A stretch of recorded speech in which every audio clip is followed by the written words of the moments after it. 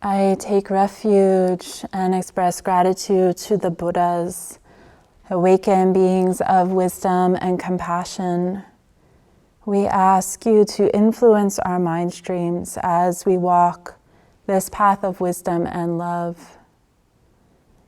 I take refuge and express gratitude for the Dharma, liberation teachings, and techniques that invite us into the nature of reality, deep intimacy with this life, grasses, wind, trees, walls, mountains, rivers, earth and sky. I take refuge and express gratitude to Sangha, this community right here, throughout space and time, all those who have walked this earth searching for a true home, all those who have practiced the ways of truth and compassion, all beings who are suffering and seeking liberation from suffering in all of its forms: greed, hatred, delusion, violence, fear, systemic racism, oppression, injustice.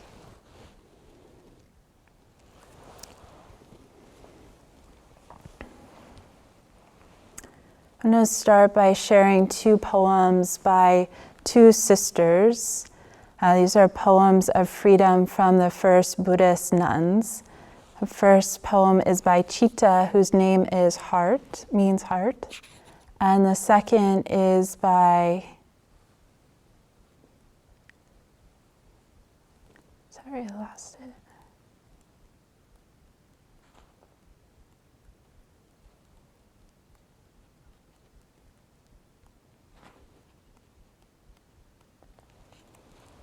There it is. The second is by Metika, which means, her name means kindness. It's first Chitta. Somehow I kept climbing, though tired, hungry and weak, old too. At the top of the mountain, I spread out my outer robe on a rock to dry, set down my staff and bowl, took a deep breath, and looked around. It was windy up there. As I was leaning back against a large gray rock, the darkness I had carried up and down, up and down, up and down a million mountains, slipped off my shoulders and swept itself away on the wind. This is Metika, kindness. I know my older sister went this way. At the top of the mountain, I spread my outer robe, where perhaps she once spread hers. I set down my bowl, and there was her staff, the twin of my own. Using both staffs, I lowered myself down and leaned back against a large gray rock. I let go of the staffs, and my hands were empty. The mountain went on holding me. Both of these poems are rich in the imagery of practice. When we begin practice, wherever we find ourselves on the path, we carry our karma. We carry the burdens of our lives, our conditioning, our patterns, our habits, some of which we would so love to set down, to let go of. And yet, they are entangled or seemingly entangled in the old operating system that's still functioning, below the surface. And so we don't quite know how to just let go. As Jogen said, the practice instructions themselves are simple, almost too simple. Serene illumination. Trusting this moment as it is whole and complete. That our inherent nature is, as it is, whole and complete. And so we apply these methods, or what we interpret the methods to be, sitting as a mountain, feeling the rootedness of the body, welcome. And so we enact this welcome, this rooted mountain body, and we meet ourselves. Ultimately, we meet ourselves.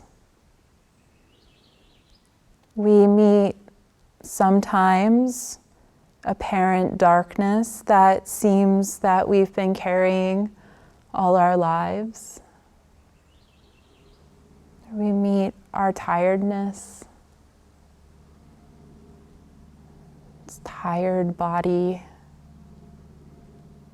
works so hard. We meet our hungers,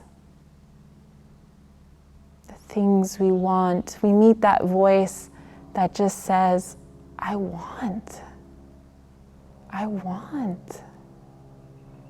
Or perhaps manifests as an unsettled restlessness, permeating, moving through the body. We meet our weaknesses, our apparent weaknesses, places of fear, places of jealousy, of anger, of rage. We meet our old rehearsed stories, our storylines of suffering and pain. Dogen Zenji says, and this is often quoted, Dogen Zenji quote from the Genjo Koan, to study the Buddha way is to study the self. To study the self, which is what we're doing here, is to forget the self. And to forget the self is to be awakened by the 10,000 dharmas. To be awakened by the 10,000 dharmas is to free one's body and mind and the body and mind of others. We hear certain lines over and over and over and over and over again in practice, decades of hearing the same lines, and sometimes they turn or pivot or open up a different dimension. Which is why we chant the same chants over and over again every sesshin or every practice period. So here, an interpretation of the 10,000 dharmas is the stuff of our lives. The stuff of our lives, whatever is manifesting when we meet ourselves, when we pay attention, when we settle into mountain-like stability, whatever arises. In the seemingly internal field of body, heart, mind, and the seemingly external field of our life, our home environment, our family, our children, our responsibilities. Someone was saying yesterday, practicing at home is in some ways more easeful or familiar because being at home is safe and there's this kind of container of safety and they get more sleep and they know that they can fall asleep easy because it's their bed, and so there's something familiar. And practicing at home is more challenging because there's all the responsibilities of life. And they listed a few, and I thought, oh, that's like being in residential training. Like, we have all of those responsibilities of making the meals and taking care of the grounds and doing the laundry, and we do it together. Yet monastic life still has responsibilities, especially when you're a resident here. So the 10,000 dharmas is meeting the stuff of our lives. Serene illumination, the practice that we're talking about this week, is a practice of wakefulness. Wakeful letting be in the midst. Serene illumination is a practice of deep rest, of ultimate self-love. We are invoking the image of mountain as we continue to settle into Sesshin. And mountain is an often evoked image in the Zen tradition as well as the Dzogchen tradition. So mountain is the first of the freely resting precepts in the Dzogchen tradition.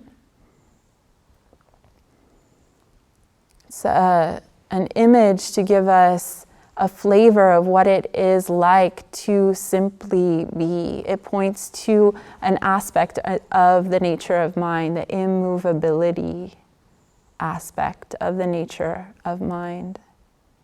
Helps us set up serene illumination in that way that it's rooted and stable, something to return to. Perhaps a prop, but it's a helpful one. And mountain, in the two poems that I shared, is the place of awakening, the place of awakening of great heart and great kindness, these two sisters. The two sisters who inhabit the mountain. And as Dogen Zenji said, we've been studying the Mountains and River Sutra here at Great Vow this practice period. So some of the lines from that sutra are very fresh in my practice life. And so as we're sitting as mountain, I kept remembering this line of from Dogen Zenji's Fascicle Mountains and Water Sutra, that when someone enters, a practitioner enters the mountain, there is no trace of someone entering the mountain. And so these two sisters that I evoked at the beginning of this talk, great kindness and great heart, are part of the mountain, one with the mountain. So when we sit as mountain, we can invoke those qualities. Let them sit with you. Let them influence your mind stream.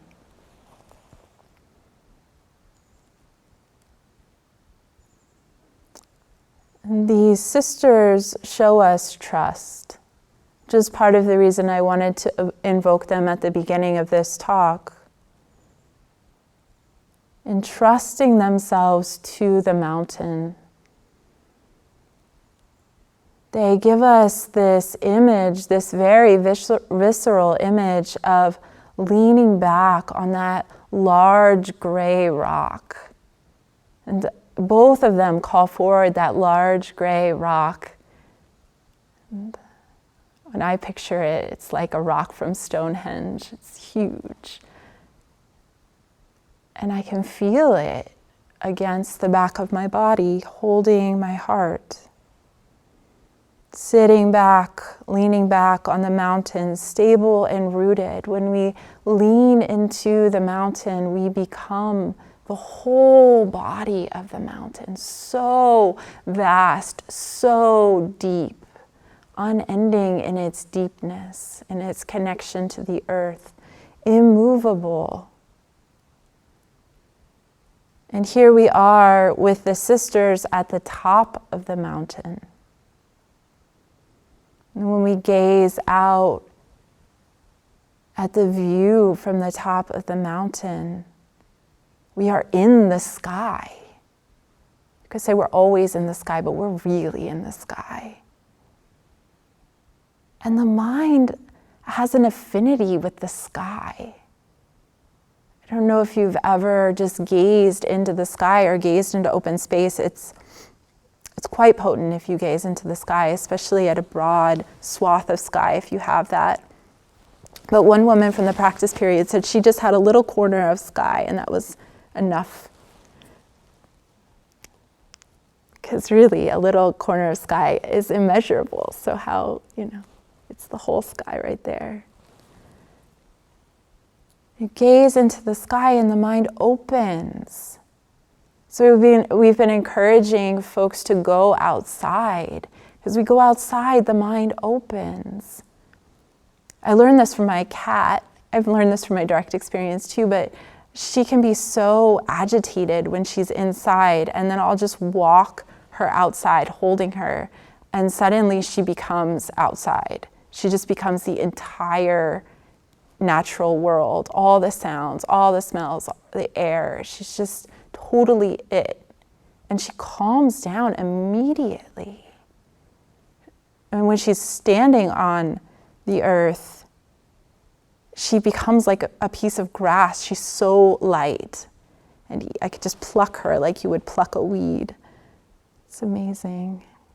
Amazing teacher. But the same happens for us. We go outside, and sometimes whatever we were cogitating on inside, whatever we were working on inside, it just releases. The air has ki in Japanese. Ki. The earth has ki. We have ki. It doesn't belong to anyone, but we can allow that natural openness to meet us, to influence our mind stream again. So mind is sky-like in its openness, and the sky can be a teacher of how open and vast the mind is.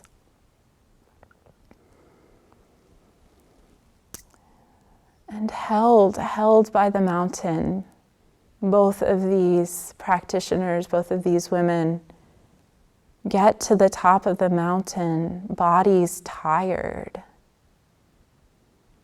and just rest, are held. Allow yourself to be held. The body can be tired. The second day of Sesshin, the body unfamiliar from sitting so much in this unusual posture, upright. Body can be tired from being human or from thinking it's a human. Tired from all these decades of work trying to keep you safe and protected, well-fed. Trying to keep you on the track to success. Taking care of you, taking care of family, taking care of friends, constantly offering itself, transporting you all over the world, all over the country, from city to city, from room to room. And the body forgives you for all the times it has been neglected or overworked. And you can rest your body on this, in this, as this mountain. Now here on this beautiful, spacious mountain peak, be here now on this beautiful, spacious mountain peak. And become mountain. Stable mountain body, panoramic mountain view.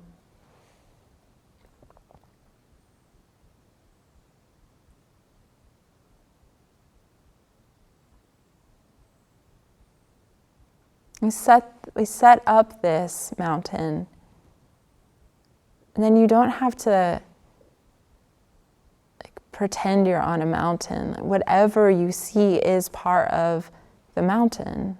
Whatever you hear is the view, is the scenery of mountain, of sky mind, of the valley or river below, is the flow of your sense life, your sense fields.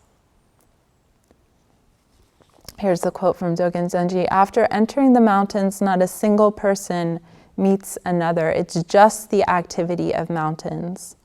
No trace of anyone ever having entered the mountains. Although the mountains belong to the nation, mountains belong to the people who love them. When we become mountain, we are the activity of mountain. So in the first poem, the whipping wind, here in the Zendo, the gentle breeze. All equally the activity of mountain. Gentle bird song.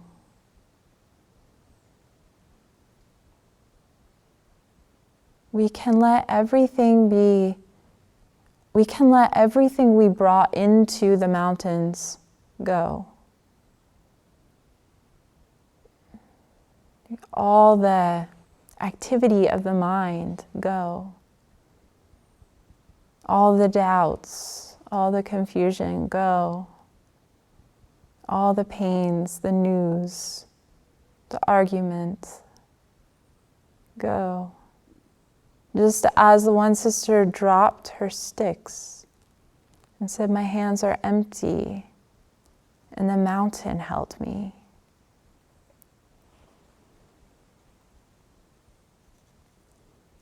And in that letting go, the thoughts, the stories about ourselves, the stories about our practice and our life, they're just the activity of the mountains, just like the birdsong, just like the wind, just like the grass moving. Mountain is calm. Mountain is serene. That is the mountain's practice. And they are also active. Clouds form and cover the view, sometimes for days. Fires rage on one side. Mountain goats, deer, elk, mosquitoes, rivers form and pass through, traverse the mountains, waterfalls, boulders, human beings. Serenity is the mountain's practice. You could say serenity is the mountain's nature. And so we can, when we sit as mountain, touch into that quality of serenity, mountain-like stability in the midst of the activity, just as the mountain practices serenity just in the midst of activity.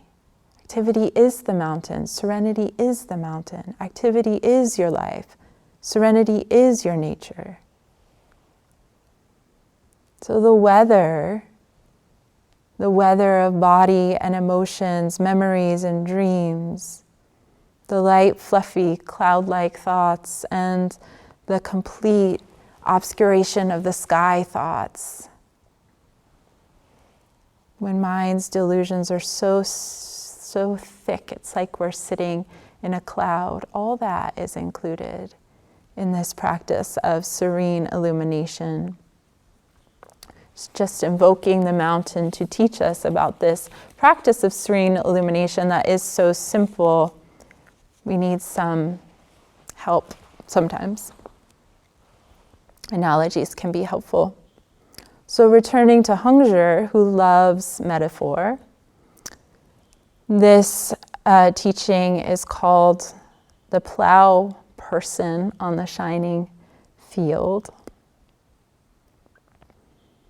And one note about Hongzhi and this text and how this text came to be, The text is Cultivating the Empty Field, and the person who compiled it was one of Hongzhi's closest students, and he just observed students coming forward, and like Jogen said, it was all sorts of people, monks, nuns, lay people, royalty, coming and asking their deep Dharma questions, asking about the nature of reality. We don't have the questions, which would be interesting to just see how he responded to the different questions, but we have his teachings.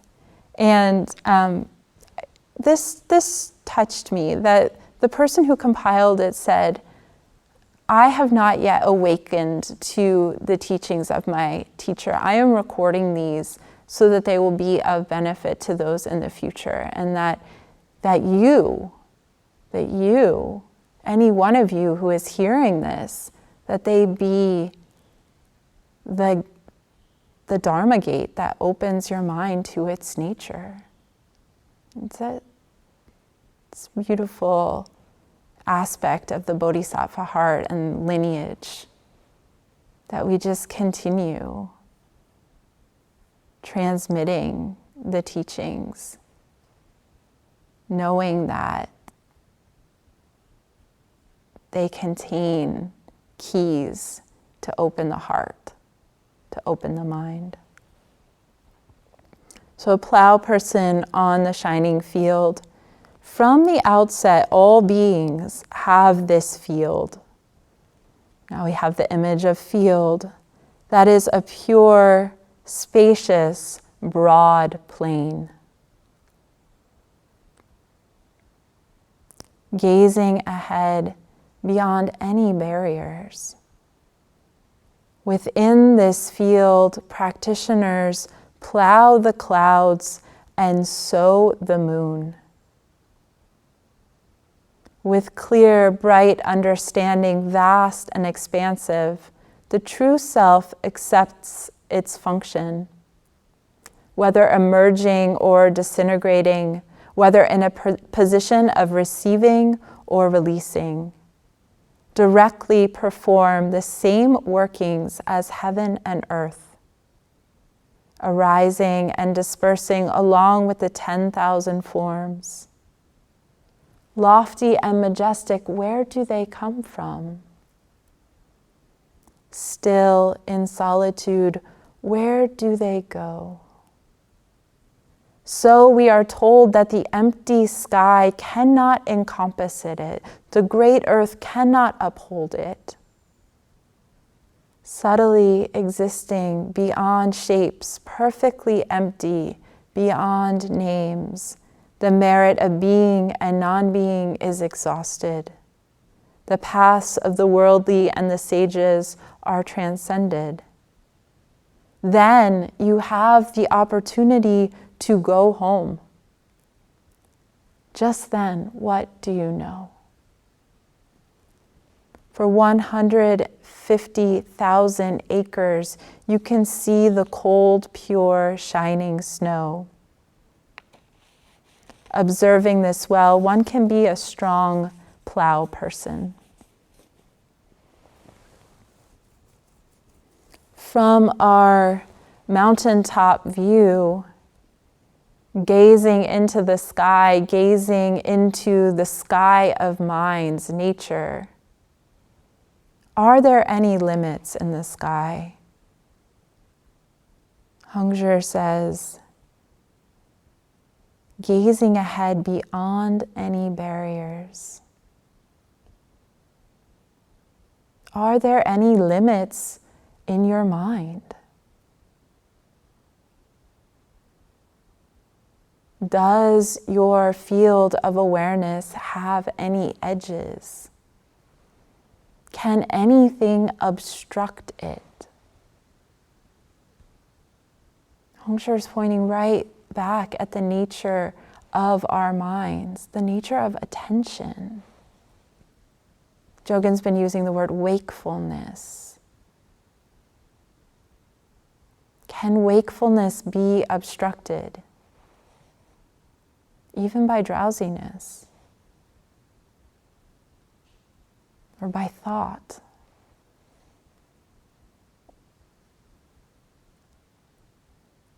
Are there any edges to your awareness? These questions are invitations, and you can look once, or you can look 1,000 times, or you can look for the rest of your life. And the looking is the inquiry aspect of this practice, the illuminating aspect of this practice. The not being quite satisfied, being curious. What does edge even mean? What is a barrier?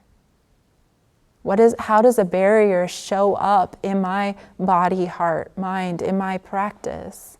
How do I react when I think I'm encountering a barrier? Do I really know the vastness of my own nature?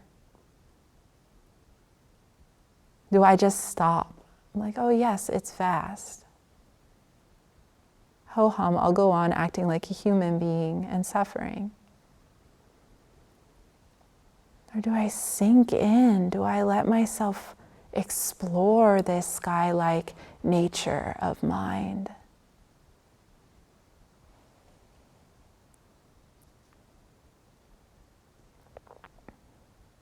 Are there edges to the sky of mind's nature? Is your mind like the sky? Jogen was talking yesterday about seeing the nature of thought. This has been the most freeing practice I've ever explored. Seeing the nature of thought. Do clouds and sky have the same nature, to lean into the metaphor?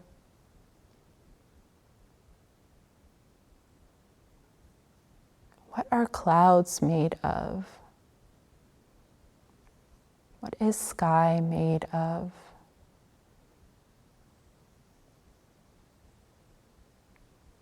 Do thoughts and what is aware of thoughts have the same nature?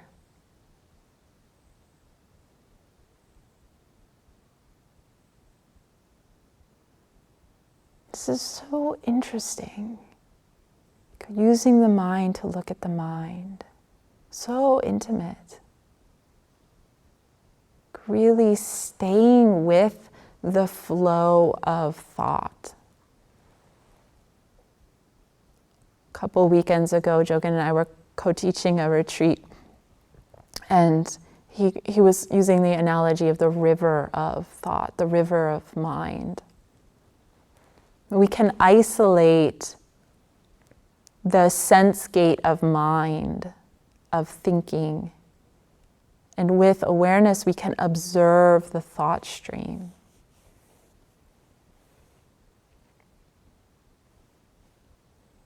Observe this, the thought stream that's just a stream of what? Sound, touch, sensation, of sensation, image, color. Some people experience color, sound.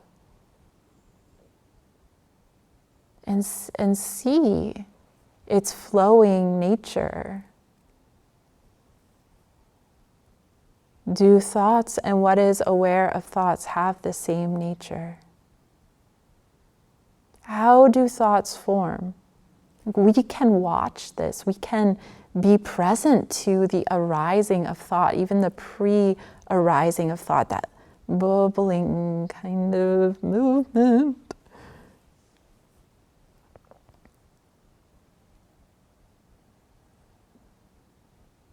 We can see how ridiculous thoughts are. We can observe, like Jogen was saying yesterday, how we think the same thoughts over and over and over and over and over again. The same worries, the same suffering. We can get bored of our thoughts.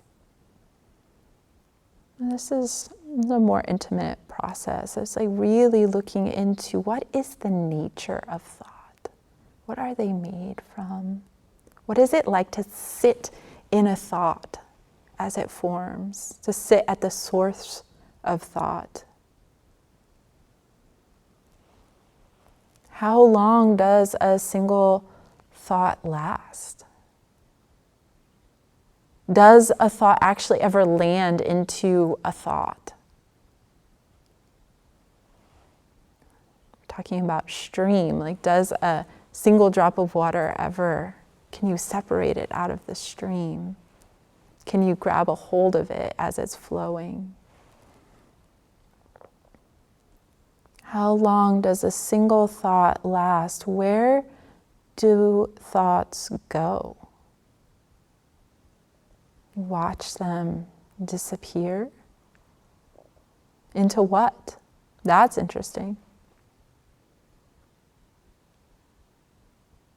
Being present to the space between thought, the gaps between thought, resting in those gaps. Where are you sitting when there is no thought and you're just aware of mind? Mind aware of mind. It's interesting. We can watch the sky and we can watch, I love this analogy, and we can watch how clouds take shape. And we, like, as children, did this a lot probably. Sat back, looked up at the sky and watched clouds form and maybe said like, marshmallow. That's a pretty lame one because all clouds look like marshmallows. And then boat, maybe we saw a tree, archer, smiley face, and like you can get really creative. Abraham Lincoln. But they dissolve, they're constantly morphing. So it was like this constant creative game of what you could see as they dance, as they move. You see them moving, you see them transforming before your eyes. Same with thoughts, same. They take on all sorts of forms. And we tend to identify more personally with the forms that thoughts take than with the forms that the clouds take. But imagine this, of really seeing your thought stream as clouds, just taking on funny shapes and sounds too. Plowing the clouds, Hongzhi says, this is one of my favorite lines of Hongzhi. Within the field, within this spacious, broad field, practitioners plow the clouds and sow the moon. And plowing the clouds, how do we do this? One, they do it themselves. And we can entrust that when we really know that thoughts are empty, ungraspable, don't refer to anything, don't belong to us. And those are all things we can know intimately through this process of observing thought. We can let them go. And can notice when we've gotten kind of caught up in the clouds of thought, and just with the out-breath, release. Gently plow the clouds. And they sow the moon. The moment of noticing thought, we illumine the clouds of thought. And they break up in our awareness. You probably have had this experience of just noticing, oh, I'm thinking, and then at that moment you can't even go back to what the thought was. It's gone. And what are you left with? For a moment you're left with the illumined mind. It's pure, spacious emptiness, bright. The bright field right there. They break up in our awareness. They can't hold form. All senses are like this. So Hongzhi's not only talking about thought, he's talking about our sense world, what we call ourselves. When we allow the moon, the light of awareness, to shine, We see that all sensations are cloud-like. And we can inquire in the same way we did with thoughts, with body sensations, with breath sensations. Where do they come from? Watching sensation arise, intimately feeling sensation arise. What's aware of sensation and the sensation itself, are they the same nature? Where do they go? It's very intimate to practice this with sound, any of the sense fields. I was, during the last retreat, using this image of flickering, that all the senses are flickering in and out, touch, sound, taste, smell, even the visual field. You can also see it as flowing, morphing one sound into another sound, never fully landing. Not abiding anywhere is a phrase we hear from Dogen Zenji quite often.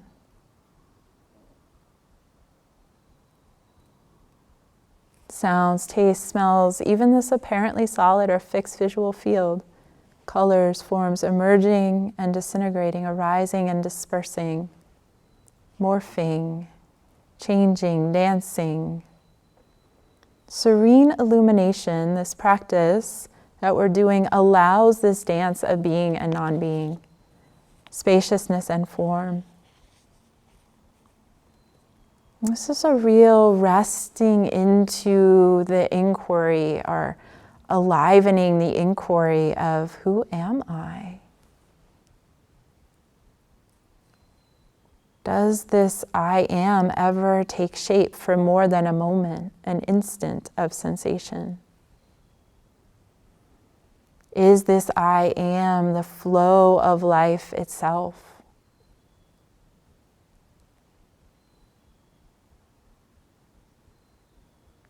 And it's not satisfying to answer the question right now as I ask it, and then never come back to the inquiry. It's the beginning of inquiry.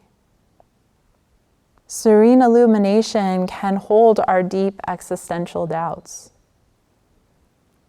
And it's one thing I'm noticing studying this text and doing this practice. This is one of my foundational practices. But whatever doubts I have about inherent freedom that prevent me from just freely resting arise when I entrust myself to the zazen of serene illumination. And if I'm not swallowed up by them, swallowed up by my doubts, which Kisei can appear to be swallowed up by doubt, inherent freedom, not so much. Doubt is passing cloud, small doubt. Freely resting in serene illumination, doubt is liberated, just like any other thought, any other sensation. And in serene illumination, we can put our deepest heart questions into our zazen, into our sitting, with that same trust. And that trust is this open-handed, a real, true, genuine, open-handed question, which means that we generally don't know. It's not like I'll ask this question and I want this answer, so I'm not really asking the question. But it's that letting go into the question and into the not knowing of the question. I wish I had better words for that. So any expectation about the answer clouds the asking, clouds our receptivity to something genuine coming forward, something fresh, because we already have a preconceived notion of what we want to see. Hongzhi continues, so we are told that the empty sky cannot encompass it. The great earth cannot uphold it. What is it? Our nature, this freedom, what is it? Quintessential koan, what? What is this life? Great mystery.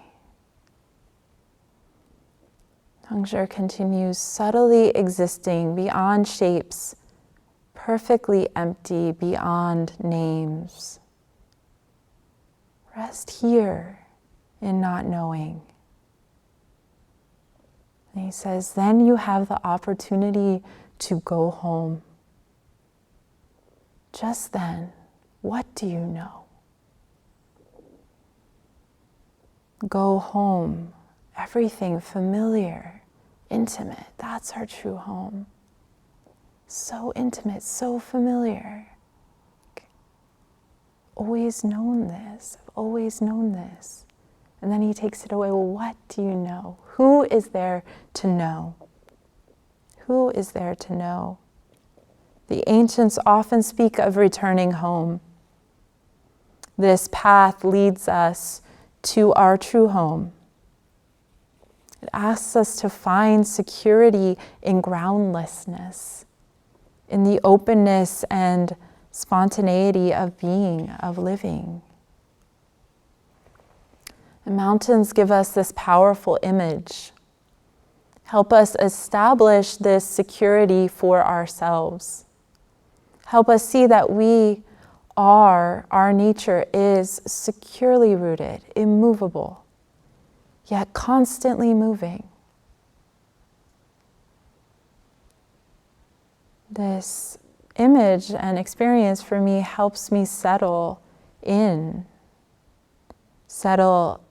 trust myself to the practice of serene illumination.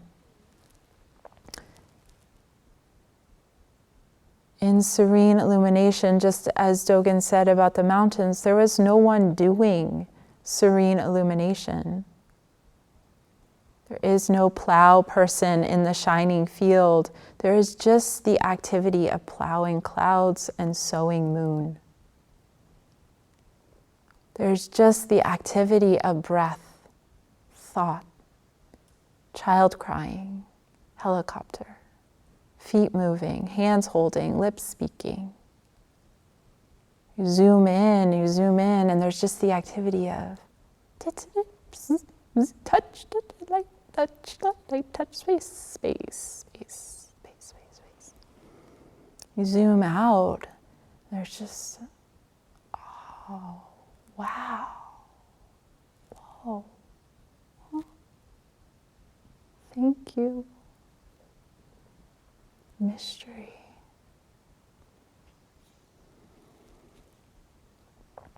Dogen Zenji says, mountains belong to the people who love them. And he's talking about this brightly illuminated field of our life.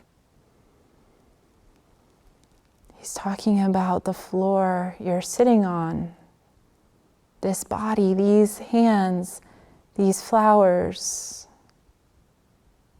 this breath, this house, this temple, this monastery, wherever you are, whoever is your kin, whoever's in your life, your field. This is yours. This belongs to you. Your life is truly yours when you love it. It's another spin. Compassion and love is the activity of the mountains, the activity of serene illumination.